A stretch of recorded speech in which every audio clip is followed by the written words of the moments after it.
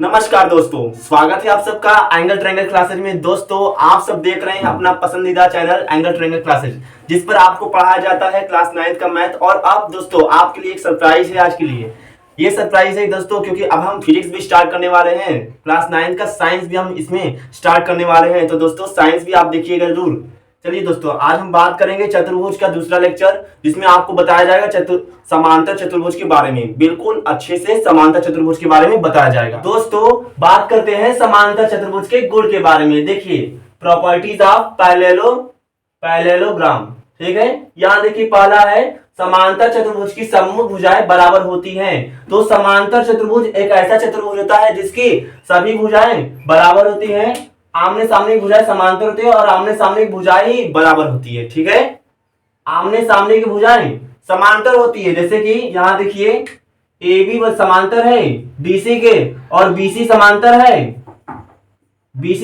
है AD के, और यह AB बराबर होगा DC के, AD बराबर होगा BC के। इसको लिखते हैं यहाँ पर। देखिए मैंने बोला आमने सामने की भुजाएं बराबर होती हैं और समांतर होती हैं। तो यहां पर हम बोल सकते हैं AB बराबर DC और AD बराबर BC। और बोल सकते हैं हम लोग कि AB समांतर होगा DC के। इसमें बोलेंगे हम लोग AD समांतर होगा BC के। ठीक है, दूसरा देखिए प्रॉपर्टीज है। दूसरा प्रॉपर्टीज देखिए, समांतर चतुर्भुज का सम्मुख कोण भी बराबर होता है। तो यहाँ पर देखिए जो इनके सम्मुख कोण भी बनते हैं वह भी बराबर होते हैं। जैसे मैं बात करता हूं यहाँ पर देखिए, जैसे कोण A बराबर होगा कोण C के। यह सम्मुख कोण है, कोण A का सम्मुख कोण है कोण C। तो कोण A बराबर होगा कोण C के। यहाँ देखिए कोण B का सम्मुख कोण है कोण D, कोण B का सम्मुख कोण है कोण D। तो हम बोल सकते हैं कोण B बराबर कोण D। अब देखिए तीसरा क्या कह रहा है, समांतर चतुर्भुज के विकर्ण परस्पर समद्विभाजित करते हैं। मतलब देखिए बोल रहा है इनके विकर्ण परस्पर समद्विभाजित करते हैं। जैसे यहाँ विकर्ण देखिए कौन कौन से है इस समांतर चतुर्भुज ABCD में। यहाँ विकर्ण है, यहाँ लिखते हैं विकर्ण AC है और BD है। ठीक है, हाँ तो देखिए जो AC विकर्ण है, यह देखिए यह इस वाले विकर्ण को यह जो है OC और OA यह AC के बराबर होगा। ठीक है, तो हम बोल सकते हैं AC बराबर AO प्लस OC। और हम ये भी यहां बोल सकते हैं तब कि AO बराबर होगा OC के। जो यह विकर्ण होते हैं यह एक दूसरे को समद्विभाजित करते हैं। मतलब ये जो AO है यह बराबर होगा OC के, और यह जो OB है यह बराबर होगा OD के। ठीक है, यही कह रहा है यहाँ पर। तो नोट कर लीजिए दोस्तों इसको। इसी के आधार पर हम आने वाले प्रमेय को करेंगे। आइए दोस्तों देखिए समांतर चतुर्भुज पर आधारित कुछ प्रमेय। इससे हमें देखिए पहला प्रमेय दिया है, किसी समांतर चतुर्भुज का विकर्ण इसे दो सर्वांगसम त्रिभुज में विभाजित करता है। प्रमेय एक हमें यही कहता है। तो देखिए यहाँ पर ABCD एक समांतर चतुर्भुज है। यहाँ पर देखिए यह AC विकर्ण इसे दो बराबर त्रिभुजों में बांट देता है। तो हमें यहाँ पर देखिए बोल दिया है कि ABCD एक समांतर चतुर्भुज है तथा AC एक विकर्ण है। तब हम कह सकते हैं कि AB जो है वो समांतर होगा DC के। AB जो है वो समांतर होगा DC के और AB बराबर भी होगा DC के। यहाँ लिखा मैंने AB समांतर होगा CD के और AB बराबर भी होगा CD के। उसी प्रकार ये देखिए AD जो भुजा है वो बराबर होगा BC के और समांतर भी होगा। तो यहाँ मैंने लिखा है कि AD समांतर होगा BC के और AD बराबर भी होगा BC के। तो हमें यही सिद्ध करना है कि ये जो पहला त्रिभुज है और ये जो दूसरा त्रिभुज है ये दोनों सर्वांगसम हो जाए। तब हम कह सकते हैं कि ये जो विकर्ण AC है इन दोनों को बराबर बराबर भागों में बांटता है। चलिए देखते हैं। तो हमें सिद्ध करना है कि त्रिभुज ABC सर्वांगसम है त्रिभुज CDA के। चलिए आइए देखते हैं।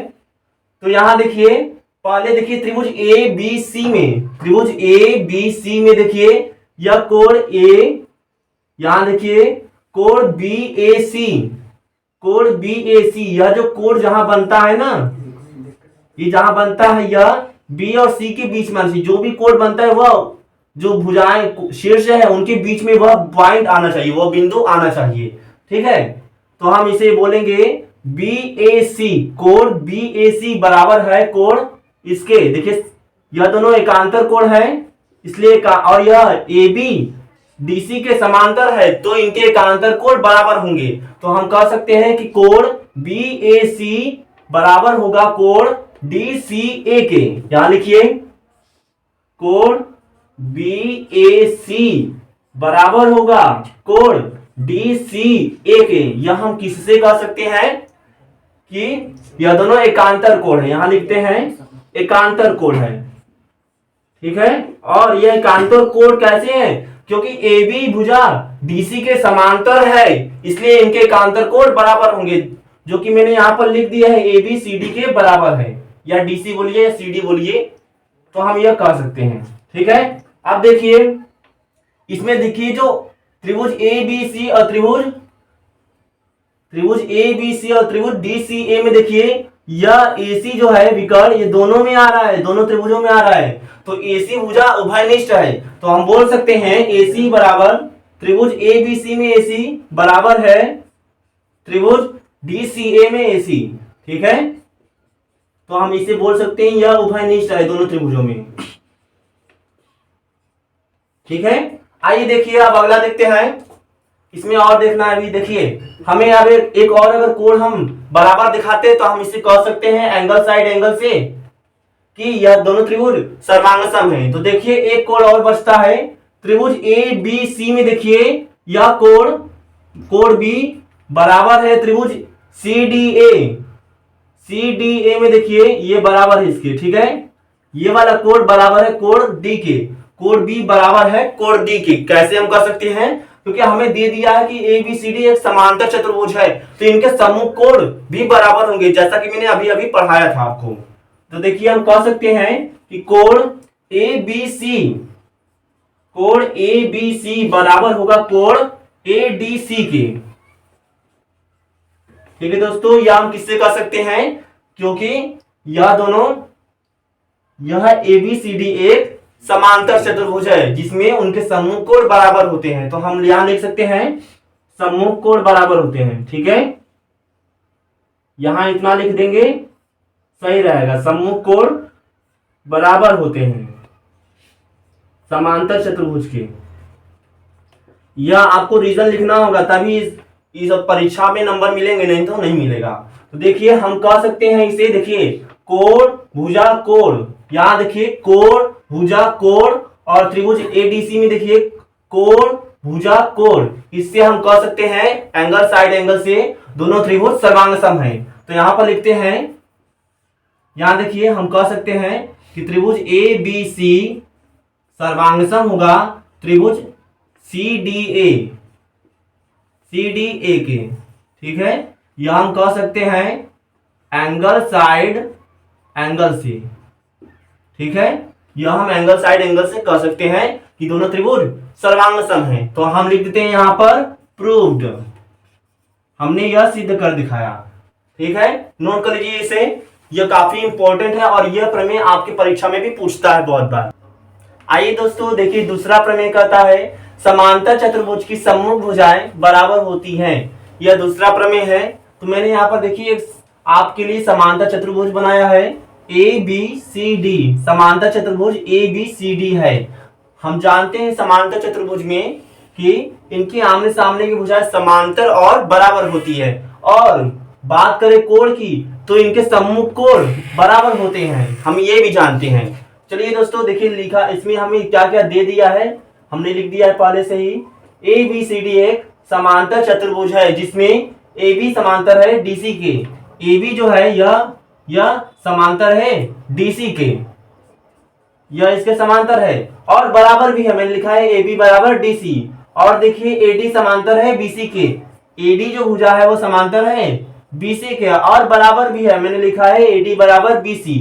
तो हमें यही सिद्ध करना है कि इनकी भुजाएं जो है बराबर है, आमने सामने की भुजा जो समांतर है वो बराबर भी है, हमें यही सिद्ध करके दिखाना है। तो देखिए हमने एक प्यारा सा रचना किया है, AC को मिला दिया, यहाँ पर हमने एक विकर्ण मिलाया है AC को, ठीक है, हमने यहाँ पर एक रचना कर दिया है, ठीक है।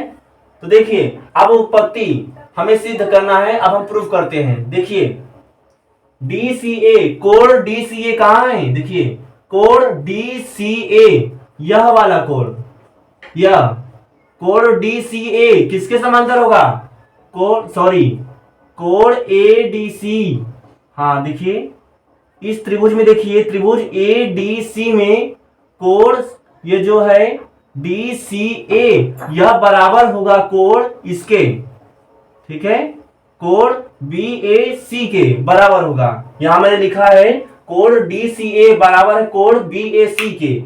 इसी प्रकार हम कह सकते हैं कि कोण DAC बराबर होगा कोण BCA के। कोण DAC लिखा है मैंने, कोण DAC यह देखिए यह कोण बराबर होगा इसके, ठीक है, हाँ देखिए यह जो कोण है कोण DAC बराबर होगा कोण BCA के, BCA के। तो अब देखिए त्रिभुज ABC और त्रिभुज ADC में हमें इसे सिद्ध करना है, चलिए सिद्ध करते हैं।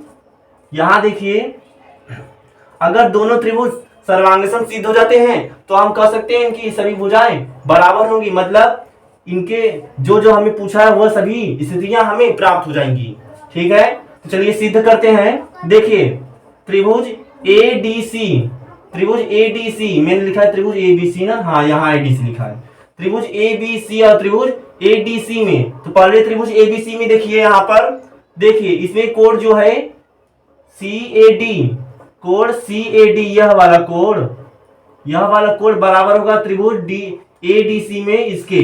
तो हम यहां लिख सकते हैं कि यहां देखिए CAB लिखते हैं, CAB BAC लिखते हैं, थोड़ा सा सही रहेगा। देखिए BAC कोण बराबर होगा कोण DCA के, कोण DCA के, क्योंकि दोनों कोण देखिए हम यह बता चुके हैं कि DC जो है भुजा AB के समांतर है और बराबर है, तो इसलिए इनके एकांतर कोण बराबर होंगे। तो यह दोनों कोण एकांतर कोण है, एकांतर कोण है, ठीक है। हाँ अब देखिए यहां देखिए इसमें जो भुजा AC है दोनों त्रिभुजों में उभयनिष्ठ है, तो हम बोल सकते हैं AC बराबर AC, यह भुजा उभयनिष्ठ है दोनों त्रिभुजों में, ठीक है। अब देखिए यह कोण देखिए DAC, कोण DAC बराबर है कोण BCA के, ठीक है। यहां कोण DAC बराबर है कोण BCA के, ठीक है। लिखते हैं कोण DAC बराबर होगा कोण BCA के। यह कोण भी देखिए क्या है, दोनों एकांतर कोण है, ठीक है।